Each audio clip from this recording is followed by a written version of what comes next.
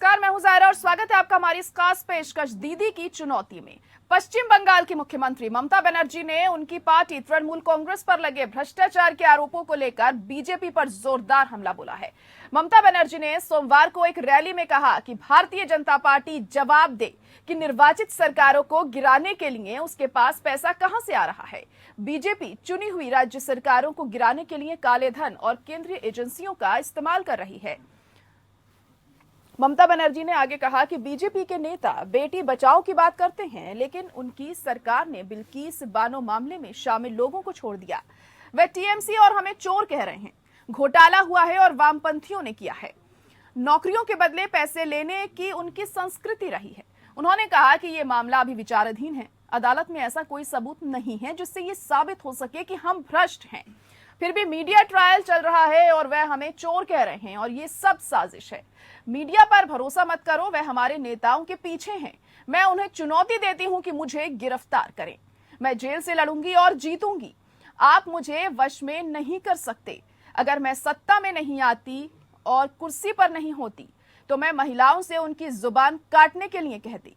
पश्चिम बंगाल की मुख्यमंत्री ने कहा कि उन्होंने हमारा पैसा रोक दिया है। उन्होंने लोगों का पैसा रोका है। बीजेपी उनके पैसे का इस्तेमाल कर उन्हें ही बहाल करने में लगी हुई है। उन्होंने हमारे पीछे केंद्रीय एजेंसियों को लगा दिया है। एजेंसियों ने उद्योगपतियों के घरों पर छापेमारी की है। पैसे की उगाही कर उन्हें देश के बाहर पार्क करने में लगे हुए हैं। वे कह रहे हैं कि ममता बनर्जी परिवार ने पैसा और संपत्ति बनाई है। मैं उनसे कहती हूं कि इस मामले को भारत के बाहर अंतर्राष्ट्रीय अदालत में आजमाएं। वे कह रहे हैं कि मेरा परिवार, मैं और मेरी मां हैं। ममता बनर्जी ने कहा कि महाराष्ट्र सरकार को तोड़ने के लिए आपने कितना पैसा खर्च किया है, ये पैसा कहां से आया है। आपने झारखंड के विधायकों को पैसे की पेशकश की है। आप झारखंड सरकार को तोड़ना चाहते हैं। मैंने इसे रोक दिया है। अरविंद केजरीवाल का कहना है कि उनके विधायकों को पैसे की पेशकश की गई। बंगाल में उन्होंने हमारे पीछे एजेंसियां लगा दी हैं। तो इस तरह से ममता बनर्जी पूरी तरह से बीजेपी को घेरती हुई नजर आई हैं।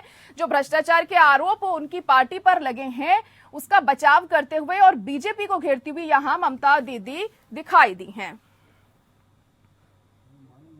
और आज हम इसी पर खास चर्चा भी करने वाले हैं। मेहमान हमारे साथ जुड़ चुके हैं। आलोक वत्स जी बीजेपी नेता हैं, वो हमारे साथ जुड़ गए हैं। इसके अलावा राम प्रकाश पांडे प्रवक्ता हैं टीएमसी से, वो भी हमारे साथ इस वक्त जुड़ चुके हैं। आप दोनों का ही बहुत स्वागत है हमारे इस खास प्रोग्राम में। सबसे पहले राम प्रकाश पांडे जी, आप ही के पास आऊंगी, क्योंकि यहाँ पर ममता बनर्जी तमाम बातें कहती हुई दिखाई दे रही हैं। पूरी तरह से बीजेपी को उन्होंने घेरा है यहाँ पर, और साथ ही साथ वो ये भी कह रही है कि अगर हिम्मत है तो मुझे अरेस्ट करो, जेल में डाल दो, मैं वहां से भी चुनाव जीतकर दिखाऊंगी। आखिर इस कॉन्फिडेंस के पीछे राज क्या है? और भ्रष्टाचार के आरोपों पर बचाव की जगह वो बीजेपी पर ही आरोप लगाती हुई दिखाई दी। देखिए, लोकप्रियता है इसलिए वो बोल रही है। उनकी लोकप्रियता है इसलिए वो बोल रही है कि जेल के अंदर से वो जीत पाएंगे, क्योंकि ममता बनर्जी लोगों के, बंगाल के लोगों के मनों में बसती जी। और इस दावे से इसीलिए वो कर रही है कि हिम्मत है तो उन्हें बंद करके दिखाए, वो जेल से अंदर से भी जीत के दिखाए, क्योंकि उन्होंने जनता के लिए काम किया है, जनमानस के लिए काम किया है।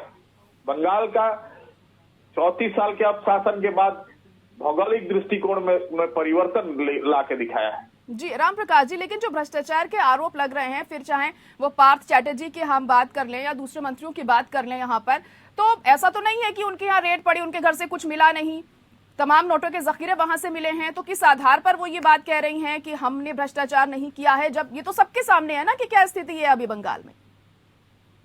देखिए, अभी भी वो विचाराधीन है। अभी तक ये स्पष्ट नहीं हुआ है कि वो किस तरह से वो जखीरा है और किस चीज का जखीरा है। जब वो स्पष्टीकरण नहीं घर से मिला है उससे जुड़ा हुआ नहीं होगा क्या? करना है, जबकि मीडिया ट्रायल पर ट्रायल किए जा रहा है। नहीं, मीडिया ट्रायल नहीं कर रहा है। जो तस्वीर सामने है वही सच्चाई दिखा रहा है मीडिया, जो दिख रहा है वही दिखा रहा है मीडिया। जो एजेंसियां जब घर में जाके रेड कर रही हैं, जो पैसे वहां से मिल रहे हैं वही दिखाया जा रहा है। ऐसा कुछ नहीं है कि मीडिया ट्रायल कर रहा है। चलिए ठीक है, आलोक वत्स जी भी हमारे साथ बने हुए हैं। आलोक जी, क्या कहेंगे आप, क्योंकि ममता बनर्जी पूरी तरीके से आप लोगों को घेरने में लगी हुई है अब, और कह रही है कि मैं तो जेल से भी चुनाव जीत कर दिखाऊंगी अगर मुझे डाल दिया जाता है वहां पर तो। और यही नहीं, और भी तमाम आरोप लगाए गए आप पर। ऐसा है जायरा जी, हम उनको जेल में क्यों डालेंगे जी? हम जेल में उन्हीं लोगों को डाल रहे हैं जो गलत काम कर रहे हैं। जिनके घर से पैसा बरामद हो रहा है, जो गलत चीजों में लिप्त पाए जा रहे हैं। आपने देखा कि पार्थ चटर्जी के यहाँ से कितने करोड़ रुपए बरामद हुए। ये क्या सिर्फ अकेले पार्थ चटर्जी का पैसा था? इसमें ममता दीदी का मिली भगत नहीं थी क्या? और उनको पता नहीं था कि उनके नाक के नीचे उनके सबसे विश्वसनीय मंत्री इस तरीके का काम कर रहे हैं। एक चीज जान लीजिए, नरेंद्र मोदी के राज में जिस किसी ने भी भारत का धन लूटा है या राज्य का धन लूटा है, वो किसी भी कीमत पर बख्शा नहीं जाएगा। उसको पाताल से भी खोद के हम निकाल के ले आएंगे और उसको गुनाहों की उसको सजा दिलवा के ही रहेंगे, चाहे इसके लिए किसी के भी पेट में दर्द हो। जो आम इंसान है, जो ईमानदार आदमी है, उसको कहाँ कोई प्रॉब्लम है? ये सारा प्रॉब्लम उन लोगों को है जिन्होंने पैसा लूटा है राज्य सरकार का या पैसा लूटा है भारत सरकार का। उन लोगों के पीछे ये सारी चीजें लेकिन लागू की आलोक जा जी, रही सिर्फ हैं। ममता बनर्जी ही नहीं, अभी आतिशी ने भी ये बात कही है कि आप लोग केंद्रीय एजेंसियों का गलत इस्तेमाल करते हैं। ममता बनर्जी ने तो ये तक कहा है कि काले धन का आप लोग इस्तेमाल करते हैं, जो निर्वाचित सरकारें होती हैं उन्हें तोड़ने के लिए। इस तरह के आरोप भी आप लोगों पर लगाए गए। सिर्फ ममता ही नहीं, इससे दूसरी विपक्षी पार्टियां भी ये आरोप आप लोगों पर लगाती रही हैं। देखिए जयरा जी, इस यानी बिल्ली खंबा नीचे। कोई आदमी कहता है कि झारखंड में हमने 8 करोड़ की बोली लगा दी, दिल्ली में 20 करोड़ की बोली लगा दी, महाराष्ट्र में हमने 50 करोड़ में खरीदने की कवायद की। तो एक भी आदमी तो पैसा लेके दिखाता, या फोन की टैपिंग दिखाता, या सीसीटीवी कवरेज में दिखाता कि हमको खरीदने कोई आया था। तो सिर्फ कह देने से, मैं कह दूं कि मैंने आपको 100 करोड़ रुपया दिया है, तो मान जाएंगे लोग कि आपने मेरे से 100 करोड़ रुपया लिया है। कोई तो तथ्य दिखाएं, कोई तो प्रूफ दिखाएं। सिर्फ बातें बनाने से नहीं होगा। और नरेंद्र मोदी के राज में चोरों को बख्शा नहीं जाएगा, ये बिल्कुल दृढ़ सत्य है, चाहे इसके लिए जो भी कीमत चुकानी पड़े। जी। दिल्ली में जो हुआ, एलजी को चीफ सेक्रेटरी ने लिख कर दिया कि शराब घोटाले में लीकर माफिया को गलत ढंग से छूट दी गई है। उसके कहने पर वो कार्रवाई चालू हुई। इसमें बीजेपी का कहां से नाम आ गया? हर चीज में बीजेपी। आज तो ये आलम है कि किसी के घर में भी कुछ हो जाए तो कहेगा बीजेपी ने करवा दिया। अरे बीजेपी को देश बनाने से फुर्सत नहीं है, ये छोटी मोटी चीजें में जाने का कहाँ फुर्सत है उसके पास। हम तो देश निर्माण में लगे हुए हैं, देश को विश्वगुरु बनाने में लगे हुए हैं। हमारे पास इन चीजों के लिए नहीं है। हाँ, लेकिन ईडी और सीबीआई का काम है गलत लोगों के यहाँ से पैसे निकलवाने का। वो अपना काम कर रहे हैं, आम आदमी को कहाँ परेशानी हो रही है। ये वही लोग हैं जो गलत चीजों में लिप्त थे, आज उनके पेट में दर्द हो रहा है, लेकिन हम उनको छोड़ेंगे नहीं। हम उनको पाताल से भी खींच के लाके। जी, आलोक जी, पर ममता बनर्जी कह रही हैं कि वो पूरी तरीके से आप लोगों को मात दे देंगी। क्या लगता है आपको, जिस तरीके से चुनौती उन्होंने यहाँ पर दी आप लोगों को, कितना वो कामयाब हो सकती हैं इसमें आने वाले दिनों में 2024 में जब चुनाव होंगे? ममता दीदी पहले तय करें, केजरीवाल प्रधानमंत्री बनेंगे, ममता जी बनेंगी, उद्धव ठाकरे बनेंगे, केटी राव बनेंगे, अब एक नया पर नीतीश कुमार भी आ गए हैं। तो पहले ये तय कर लें कि इनमें से प्राइम मिनिस्टर का कैंडिडेट कौन होगा। नरेंद्र मोदी को चुनौती देने वाला आज भी इस धरती, इस भारत में अभी कोई नहीं है जिसके अंदर ये ताकत है कि नरेंद्र मोदी को चुनौती दे सके। चलिए ठीक है, रामप्रकाश पांडे जी से ही पूछ लेते हैं। रामप्रकाश जी, आलोक जी कह रहे हैं कि किसी में ऐसी हिम्मत नहीं है जो नरेंद्र मोदी को चुनौती दे दे। टकराने की ताकत नहीं रखते हैं। चलिए ठीक है, कोई ताकत नहीं रखता नरेंद्र मोदी से टकराने की, ये कहना है आलोक जी का। क्या कहेंगे रामप्रकाश जी? जैना जी, वैसे तो अहंकार इनके बहुत चरम सीमा पर पहुंच गए हैं।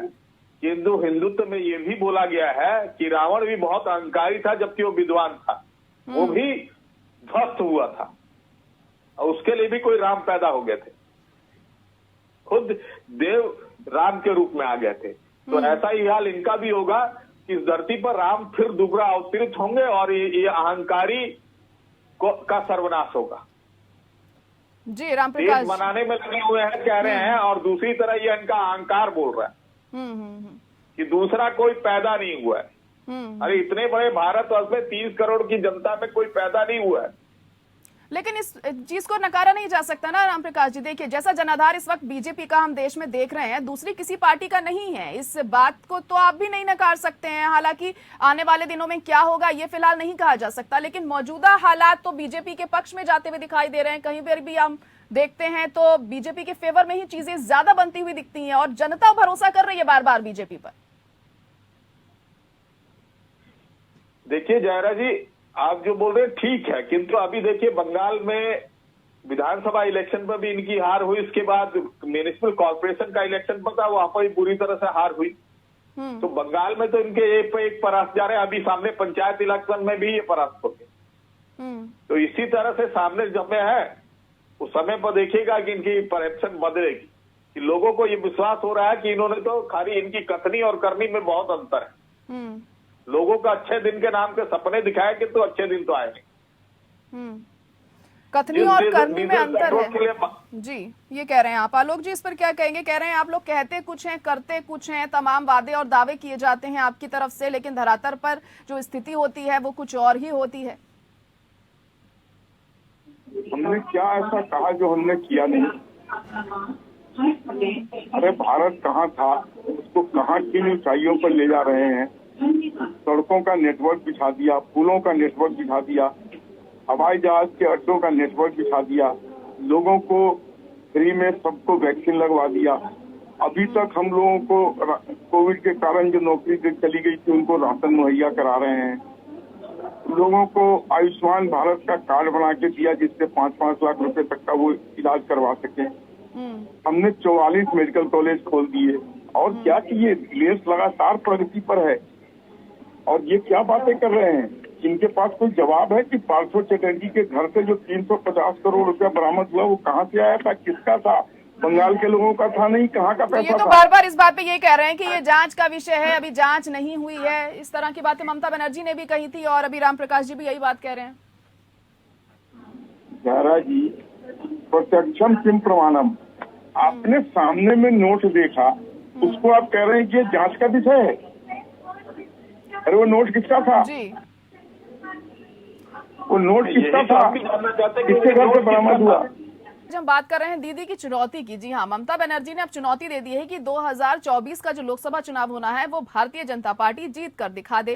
खास मेहमान बने हुए हमारे साथ राम प्रकाश पांडे जी। अब मैं आप ही के पास आऊंगी क्योंकि यहाँ पर जो भी आरोप भ्रष्टाचार के आपकी पार्टी पर लगे हैं, आप लोग तो उसे दरकिनार कर रहे हैं, लेकिन अगर आप लोगों ने कुछ कराई नहीं है, आप लोग पाक साफ हैं, तो आप लोग कार्रवाई से डर क्यों रहे हैं? क्यों कह रहे हैं कि केंद्र सरकार ही जो तमाम केंद्रीय एजेंसियां हैं उनके वही चला रही है? इस तरह की बातें क्यों सामने आ रही हैं? अगर आपने कुछ कराई नहीं है तो डरने की जरूरत भी नहीं है, जो भी चीजें हैं वो स्पष्ट हो जाएंगी जांच के बाद। हम डर का रहे हैं, ठीक है कि हम इसीलिए बोल रहे हैं कि जांच की बात है, ये जांच होगी, उसके सामने आ जाएगा स्पष्ट। हाँ, किंतु एक के बाद एक। और ये देखिए, जहाँ 21 जुलाई को हमारा शहीद दिवस था, वो एक दिन ही बाद ही जब ही देखा कि वहां पर एक जमावड़ा बहुत बड़ा हुआ, करप्शन बन रहा है तृणमूल कांग्रेस का, तो 22 तारीख को ही ईडी का देख। अरे वो और भी बाद हो सकता था या पहले भी हो सकता था। तो समय ऐसा निर्धारित कि किसी तरह से भी सरकार को मलाइन किया जाए। तो आप ये कहना चाह रहे हैं कि विधायकों को खरीदने की कोशिश बीजेपी करती है हमेशा, और ममता बनर्जी ने भी ये बात कही है कि काले धन का इस्तेमाल इसमें किया जा रहा है। और साथ ही साथ एक और बात ममता बनर्जी ने भी इस दौरान कही थी, आलोक जी इसका जवाब आपसे जानना चाहूंगी, कि वो ये कह रही थी कि बेटी बचाओ बेटी पढ़ाओ का नारा आप लोग देते हैं, लेकिन जिस तरह से बिल्किस बानो के जो आरोपी थे उन्हें रिहा कर दिया गया, उनकी सजा पूरी होने से पहले ही न सिर्फ रिहा किया गया बल्कि उनको सम्मान भी दिया गया, उनके पैर छुए गए, माला पहनाई गई, तो ये किस तरफ इशारा कर रहा है? देखिए कह रहे जी, ये सरासर गलत बयानी है। एपेक्स कोर्ट मतलब सुप्रीम कोर्ट ने निर्देश दिया था गुजरात गवर्नमेंट को कि 1992 के रिमिशन पॉलिसी के अंदर इनको लिया जाए, इनका मामला देखा जाए। और उस मामले को वहाँ की एक कमेटी थी 8 आदमी की, जिसने रिव्यू करके 15 साल ये जेल की सजा काट चुके थे। तो उन्होंने इनको वहाँ से रिहा किया। और यही नहीं रिहा हुए, इनके साथ 26 और लोग थे जो रिहा हुए थे। सिर्फ 11 यही नहीं थे गुनाहगार बिल्किस बानो वाले जो रिहा हुए थे। और दूसरी चीज कि जो आप कह रही हैं माला पहनाना और पैर छूना, ये इनके परिवार के लोग थे। कोई पार्टी स्तर पर कोई जलसा नहीं किया गया इनके रिहाई पर। भारतीय जनता पार्टी ऐसे कारनामों का कभी भी इस तरीके का खुशनामा नहीं मनाती है। ये इनके परिवार के लोग थे जिन्होंने उनको माला पहनाया, जो छोटे थे उन्होंने पैर छुआ या मिठाइयाँ बांटी, वो उनके परिवार में खुशी थी कि कोई आदमी लौट के आया है। इससे बीजेपी का कोई लेना देना नहीं है। हम ऐसी चीजों का समर्थन नहीं करते हैं और लेकिन ना आपको नहीं करेंगे ना लगता कि कभी। अगर जिसने इतना जघन्य अपराध किया है तो बिना सजा पूरी हुए उसे रिहा करना सही मानते हैं क्या आप इसे? देखिए, ये रिवीजन पॉलिसी के अंदर एक गवर्नमेंट का में एक रूल है 1992 का रेमिशन पॉलिसी, उसके अंदर जो 8 आदमी की कमेटी थी उसने डिसाइड किया। ये कोई बीजेपी की सरकार के कोई आदमी ने, चीफ मिनिस्टर ने कोई आर्बिट्रेरली नहीं डिसाइड किया। जी। ये एक पॉलिसी है जिसके तहत डिसाइड हुआ और सुप्रीम कोर्ट के डायरेक्शन पर हुआ। हाँ, अगर व्यक्तिगत तौर पे आप मुझसे पूछेंगी तो इनको रिहा नहीं होना चाहिए, लेकिन पार्टी तौर पे तो जो वहाँ का डिसीजन था हम उसके साथ हैं। जी जी, चलिए ठीक है। अगर हम इसी मुद्दे पे बात करें, टीएमसी को जिस तरीके से लगातार हम देख रहे हैं कि भ्रष्टाचार के आरोप लग रहे हैं और ममता बनर्जी ने ये बात कही है कि बीजेपी तो हमारे पीछे पड़ी हुई है, इस तरह की बातें उन्होंने कही हैं यहाँ पर, तो इस पर क्या कहेंगे? क्योंकि इससे पहले भी लगातार ममता बनर्जी यही बातें करती आई हैं और अब वो चुनौती भी दे रही हैं आप लोगों को कि मुझे गिरफ्तार करके दिखा दो। हम क्यों गिरफ्तार करेंगे ममता बनर्जी को अगर वो पाक साफ है तो? और वो कहती हैं हम जेल से जीत जाएंगे और ये सब दम जो दिखाती हैं, यही वो ममता बनर्जी हैं जो पिछले चुनाव में स्वयं चुनाव हार गई थी। आपको याद होगा। जी जी। तो ये सब दम दिखाने की क्या जरूरत है? 2024 में नरेंद्र मोदी को हराने के लिए सारा विपक्ष भी एकजुट हो जाए तो नहीं हरा सकता है। अभी तो ये खुद ही अलग अलग दाव ठोक रहे हैं। ममता जी कहती है मैं प्रधानमंत्री बनूंगी, नीतीश कुमार कहते हैं कि मैं प्रधानमंत्री बनूंगा, राहुल गांधी के लोग तो कहते हैं अपने तो महागठबंधन मिलकर आपको तगड़ी चुनौती नहीं दे सकता, ये आपका मानना है? क्योंकि एक तरफ तो बिहार में भी नीतीश कुमार यही बात कर रहे हैं, अखिलेश यादव भी यही कह रहे हैं कि 2024 में बदलाव होगा। जयराज जी, पहले महागठबंधन बने तो ये इसके बनने में ही बहुत बाधा है। ये आपस में कभी एक नहीं हो सकते। और नरेंद्र मोदी जी जिस ईमानदारी से, जिस कर्मठता से, जिस सुगमता से, जिस तीव्रता से देश को प्रगति के मार्ग पर आगे बढ़ा रहे हैं, यहाँ की प्रबुद्ध जनता भी समझती है। तभी हमें एक चुनाव के बाद दूसरे चुनाव में लगातार जीत देती आ रही है। चलिए ठीक है, पूछ लेते हैं रामप्रकाश पांडे जी, आपको क्या लगता है, क्या महागठबंधन अगर बनता है, अगर तगड़ी टक्कर देता है भारतीय जनता पार्टी को यहाँ पर, तो एकजुटता रह पाएगी तमाम पार्टियों में? क्योंकि सभी पार्टियों के अपने अपने प्रधानमंत्री के दावेदार यहाँ पर देखने को मिलते हैं। नीतीश कुमार अपनी पार्टी से, तो वहीं अखिलेश यादव, ममता बनर्जी खुद प्रधानमंत्री की दावेदार होती हैं। तो ऐसे में क्या लगता है आपको, क्या एकजुटता रह पाएगी और वो तगड़ी टक्कर भारतीय जनता पार्टी को दे सकता है महागठबंधन? जरूर रह पाएगी और जो तगड़ी टक्कर लेगी, क्योंकि जिस तरह की परिस्थिति देश में अभी इन्होंने पैदा की है, तो सारी विरोधी दल ये समझ पा रही है कि क्या आ रहा है, कि लोकतंत्र को खतरा आ रहा है, तो उस समय सारे लोकतंत्र को बचाने के लिए सब एकजुट रहेंगे और सही रूप का सही चेहरा सामने आ जाएगा कि कौन अगला प्रधान। जी, तो ऐसे में आपकी रणनीति क्या हो सकती है रामप्रकाश जी आगे? क्योंकि सभी पार्टियों को एकजुट करना बहुत मुश्किल है, क्योंकि पिछली बार भी हमने देखा था 2019 में महागठबंधन की क्या स्थिति हुई थी यहाँ पर, क्योंकि एकजुटता की कमी हमेशा बनती है और इसी वजह से आप लोग तगड़ा मुकाबला भारतीय जनता पार्टी को नहीं दे पाते हैं। पिछली बार भी यही तस्वीर बनी थी और 2024 में देखिए क्या हालात बनते हैं। ये तो आप लोगों को समझना होगा, तमाम पार्टियों को समझना होगा कि एकजुटता बहुत ज्यादा जरूरी हो जाती है अगर आपको किसी को हराना है तो। जयरा जी, अवश्य एकजुटता जरूरी है, एकजुटता के बिना नहीं होगी और एकजुटता बढ़ेगी, क्योंकि देश को जिस परिस्थिति में आप हर विरोधी दल देख रहे हैं, बाकी राजनीतिक दल देख रहे हैं कि लोकतंत्र को सरासरी खतरा आ रहा है। भारत में एक नया ही अध्याय जुड़ने जा रहा है, जो ये भारतीय जनता पार्टी शुरू से ही एक तंत्र लाने का सपना जो देख रही थी, तो लोकतंत्र ही नहीं रह जाएगा। तो सारे इस चीजों को लेके एक कॉमन मिनिमम प्रोग्राम लेके सब एकजुट होकर लड़ेंगे और 2024 में एक अच्छा सफलता मिलेगा। जी, चलिए देखते हैं 2024 तक, खैर उसके लिए इंतजार करना पड़ेगा। बस ये बोल रहे थे कि ममता बनर्जी खुद हार गई थी, तो इन्हें यह पता है कि उन्हें पहले 1-1.5 घंटा पहले डिक्लेयर कर दिया था जीत, उसके बाद लोड शेडिंग करके हराया गया था। लेकिन अब जो भी है जी, हारी तो वो ना, अपनी सीट से तो नहीं जीत पाई थी, वो हार का सामना तो उन्हें करना पड़ा था। कोर्ट में चैलेंज किया था और कोर्ट में चैलेंज अभी भी वो लिम्बन में, उस केस का कोई निवारण नहीं हुआ है। चलिए ठीक है। आलोक जी ये कह रहे हैं कि ममता बनर्जी को तो पहले तो जीतना घोषित कर दिया था उनका, फिर बाद में उन्हें हारा हुआ दिखा दिया गया, मतलब इसमें भी धांधली की बात कर रहे हैं ये तो। देखिए, सियानी बिल्ली खम्मा नोचे, पूरे प्रदेश में हमने किसी को नहीं हराने की कवायद की, इनकी सरकार बन गई और ममता जी को हमने हैरान किया। ये सब झूठी बातें हैं, अनर्गल बातें हैं, बेबुनियादी बातें हैं। ममता जी पहले अपने स्टेट को संभाल ले, फिर बात करेंगे हिंदुस्तान को संभालने की। जी आलोक जी, देखिए लेकिन एक सवाल ये उठता है कि बार बार आपकी पार्टी पर इस तरह के आरोप विपक्षी पार्टियां क्यों लगा रही हैं? यहाँ की आप लोग केंद्रीय एजेंसियों का गलत इस्तेमाल करते हैं और कालाधन के जरिए विधायकों को खरीदा जाता है। अभी झारखंड की स्थिति भी देखिए कुछ अलग नहीं है, झारखंड में भी यही आरोप आप लोगों पर लग रहे हैं और अब ममता बनर्जी ने भी ये आरोप लगाया, इससे पहले आतिशी ने भी ये आरोप लगाए थे कि आम आदमी पार्टी भी लगातार ये आरोप आप लोगों पर लगा रही है। आखिर क्यों इस तरह के? झारखंड में वो अपने कारनामों से उनकी सदस्यता रद्द हो रही है, उसमें बीजेपी का क्या लेना देना है? वो अवैध खनन मामले में दोषी पाए गए, हमारा क्या? दिल्ली में सिसोदिया जी लीकर में दोषी पाए जाने की संभावना है, इसमें हमारा क्या दोष है? तो जब भी कुछ गलत हो तो बीजेपी ने कर दिया, बीजेपी ने कर दिया। अरे आज तो ये आलम है, किसी की बीवी भाग जाए तो वो कहेगा बीजेपी ने भगा दिया। हमको हर बात के लिए ब्लेम कर दिया जाता है, ये गलत चीज है, बिल्कुल गलत है। हम देश को आगे बढ़ाने की कवायद कर रहे हैं, हम देश को आगे ले जाने की कवायद कर रहे हैं। जितने चोर और लुटेरे हैं वो बख्शे नहीं जाएंगे, ये मैंने पहले भी कहा, आज मैं फिर कह रहा हूँ। धन्यवाद।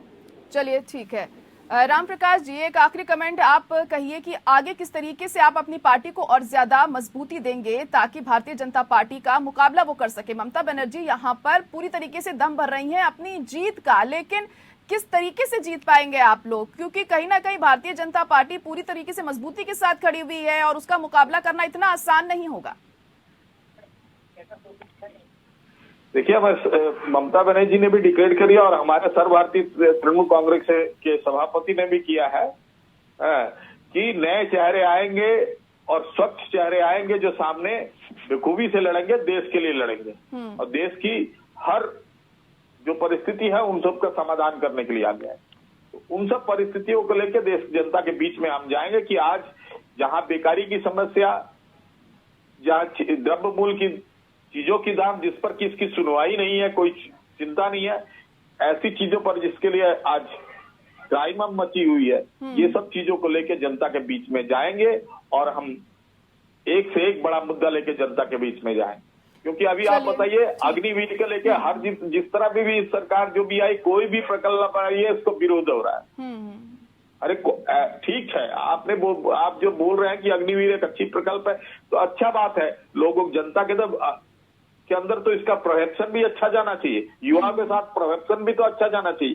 क्यों आंदोलन करेंगे, क्यों सरकारी संपत्तियों की तोड़फोड़ करेंगे?